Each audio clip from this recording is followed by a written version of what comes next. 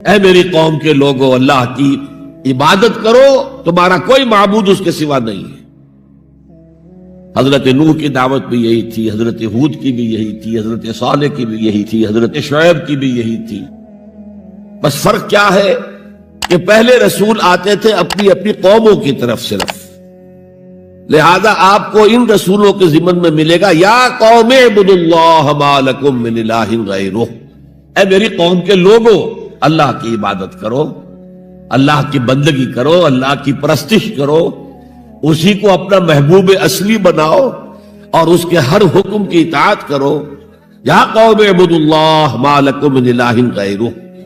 نبی اکرم صلی اللہ علیہ وسلم پر آ کر، کیونکہ آپ کی بعثت ہے پوری نوع انسانی کے لیے، تو اب یا قومے کا لفظ نہیں رہا، یا ایھا الناس، اے لوگو، اے بنی نوع انسان، یا ایھا الناس اعبدوا ربکم الذی خلقکم والذین من قبلکم لعلکم تتقون، اے لوگو عبادت کرو، بندگی کرو، پرستش کرو اپنے اس رب کی جس نے تمہیں بھی پیدا کیا اور جو تم سے پہلے تھے ان کو بھی پیدا کیا، تاکہ تم بچ سکو۔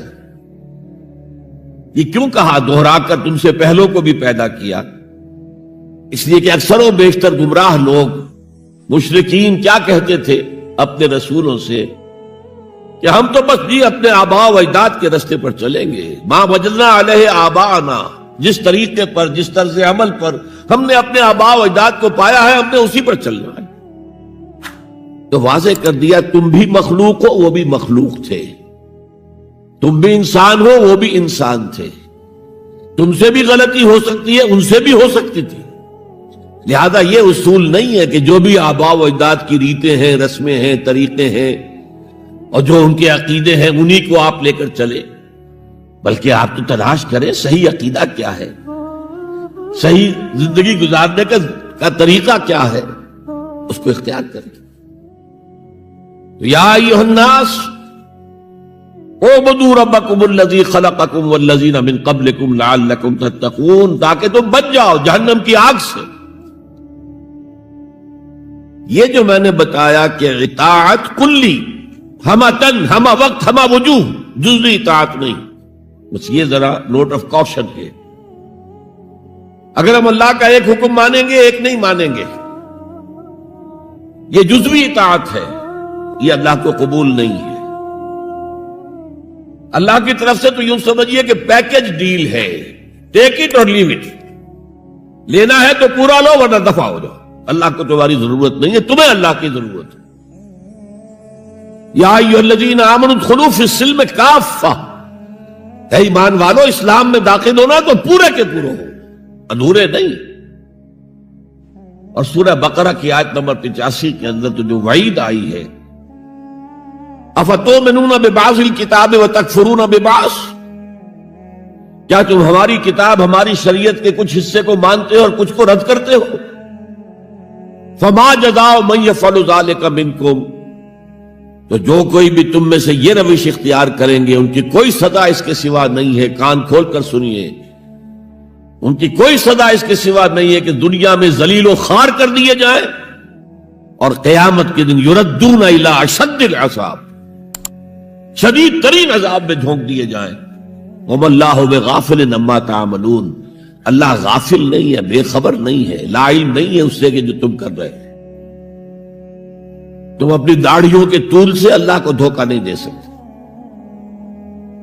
تم اپنے پائجاموں کو ٹخنوں سے اوپر رکھے اللہ کو دھوکہ نہیں دے سکتے کہ تم بہت متبع رسول ہو، تم اپنے عمروں اور حجوں سے اللہ کو دھوکہ نہیں دے سکتے، اللہ کو معلوم ہے کہ حرام کی کمائی سے حج کیا ہے تم نے،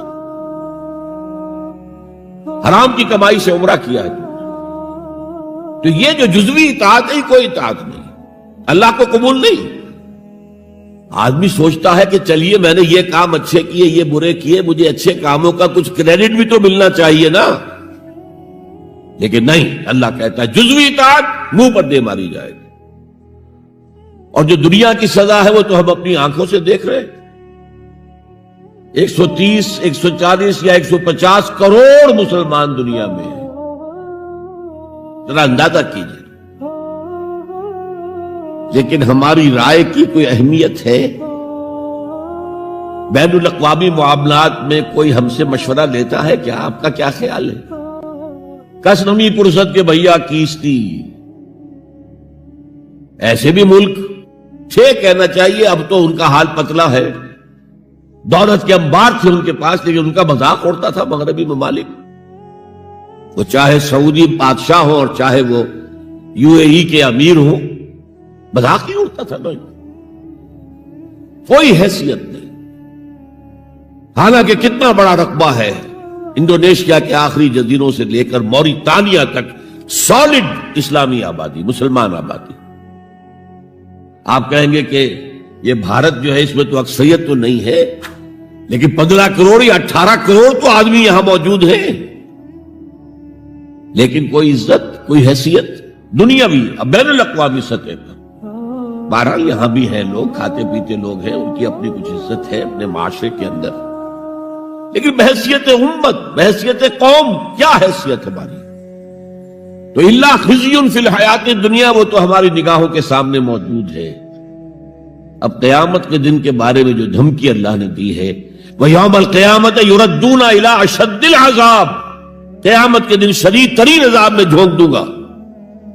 اس پر اللہ سے معافی طلب کی جا سکتی ہے، دعا ہی کی جا سکتی ہے، اللہ ہم پر رحم فرمائیے۔ یہ میں نے آپ کے سامنے رکھا ہے فارمولہ، اللہ کی اطاعت جمع اللہ کی محبت، they go to make عبادت۔ یہی دو الفاظ آتے ہیں اللہ کے رسول کے لیے بھی صلی اللہ علیہ وسلم۔ اللہ کے رسول کی اطاعت یہ تو اسلام کا بنیادی تقاضا ہے، اطیعوا اللہ واطیعوا الرسول فإن تولوا فإن اللہ لا يحب الکافرین۔ اطاعت کرو اللہ کی، اطاعت کرو رسول کی، پھر اگر یہ منہ موڑ لے تو اللہ کو ایسے کافر بالکل پسند نہیں، تو کفر کا فتویٰ ہو رہا۔ لیکن اللہ کے رسول کی اطاعت کے ساتھ محبت کو جمع کیجئے۔ میں نے ابھی آپ کو حدیث سنائی ہے، حضور نے فرمایا لا یؤمن احدکم حتی اکون احب الیہ من والدہ وولدہ والناس اجمعین۔ تم میں سے کوئی شخص مومن ہو ہی نہیں سکتا جب تک کہ میں اسے محبوب تر نہ ہو جاؤں، اپنے باپ سے، اپنے بیٹے سے اور تمام انسانوں سے۔ تو اللہ کے رسول کی اطاعت جمع اس کی محبت۔ اس محبت کے ضمن میں ایک واقعہ یاد آیا جس سے اندازہ ہوگا کہ کس قدر اپنائیت تھی، کتنا قرب تھا حضور کے اور حضرت عمر فاروق رضی اللہ تعالیٰ عنہ کے مابین۔ ایک مرتبہ حضور دریافت کرتے ہیں حضرت عمر سے، عمر تمہیں مجھ سے کتنی محبت ہے؟ اب آپ سوچئے، ذرا سا بھی مغایرت کا باریک سا پردہ بھی اگر کہیں ہو تو کیا یہ سوال کیا جا سکتا ہے؟ تو انتہائی قریبی شخص سے ہی کیا جائے گا، تمہیں مجھ سے کتنی محبت ہے؟ عرض کیا آپ مجھے دنیا کے ہر انسان سے بڑھ کر عزیز ہیں۔ فرمایا اور اپنی جان سے؟ اب ذرا سا توقف کیا حضرت عمر نے، الان ہاں اب میں یہ بھی کہتا ہوں کہ آپ مجھے میری جان سے زیادہ عزیز ہیں۔ تو حضور نے فرمایا اب آئے ہو مقام مطلوب پر۔ تو رسول کی اطاعت جمع محبت، اس کا نام ہے اتباع، پیروی کرنا۔